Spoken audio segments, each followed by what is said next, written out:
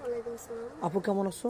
হ্যাঁ, ভালো আছি। আপনি কেমন আছেন? আল্লাহ তাআলা খুব ভালো আছে। আচ্ছা তুমি আমাদের এখানে আগেও ভিডিও করেছো, এরপর তো কি তুমি সাড়া পেয়েছো? হ্যাঁ? এরপর তো কি সাড়া পেয়েছো? কেউ কি না, ভালোবাসার হাত বাড়িয়ে দিয়েছে? না, হাত বাড়িয়ে দেন এখনো না? পাইনি। আচ্ছা তোমার নাম আর তোমার দেশের বাড়িটা কোথায়? আমার নাম হলো, আমাদের দেশের বাড়ি হলো সিরাজগঞ্জ। সিরাজগঞ্জ। তোমার নাম হচ্ছে সীমা। সীমা। আচ্ছা যাই হোক, তোমার ফ্যামিলিতে তোমার আম্মু আছে শুধু? হ্যাঁ, আমার আম্মু আছে। আগেও তো ভিডিও করেছো, আমরা শুনেছি। এখন তো কোনো সাড়া পাও না, তাহলে এটা কি তোমার কপালকে দায়ী করো না আমাদেরকে দোষী করো, কোনটা? না, এটা আমার কপালে নাই, তার জন্য পাইনি। আপনাদের কপালে তো শুধু শুধু আপনাদের দোষ দিয়ে তো লাভ নাই। ও আচ্ছা আচ্ছা, বুঝতে পারছি। যাই হোক, তুমি কী ধরনের স্বামী চাচ্ছ যে এখনো মিলছে না? আমি ভালো ঘরের, মানে একটা স্বামী চাই, ভালো ফ্যামিলির। আর তার মনটা যেন ভালো থাকে মনটা নাকি? যেন ভালো থাকে। বয়স কতটুকু লাগবে?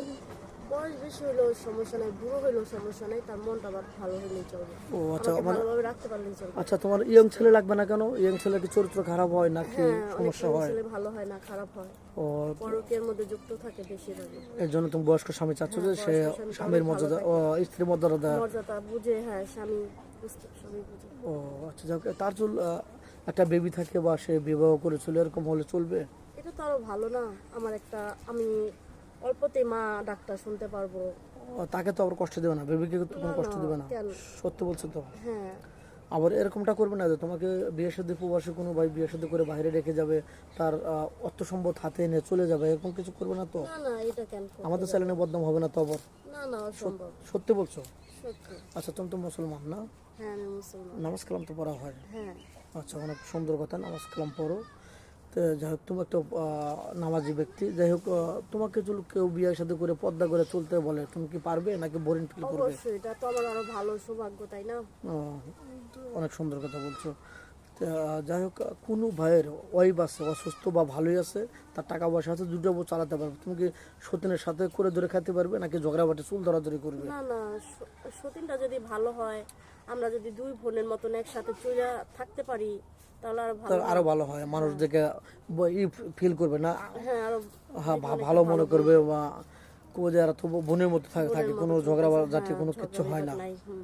অনেক সুন্দর কথা বলছো, খুবই ভালো লাগলো। তো যাই হোক, তুমি কি রান্না করতে ভালোবাসো? আমি জি। আমি কিছুই রান্না করতে পারি না এখনো বর্তমানে।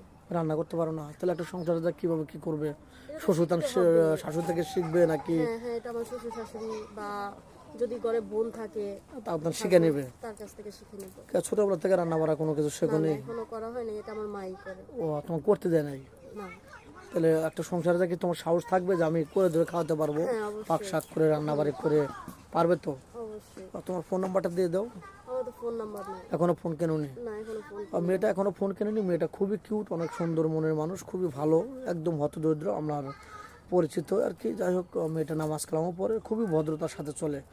মেয়েটা কোনো ফোন নেই, আমাদের নাম্বার দেওয়া থাকবে, কেউ ভিডিও কল দেবেন না, আমার ইমো হোয়াটসঅ্যাপ আছে, ইমো হোয়াটসঅ্যাপে ফোন দেবেন।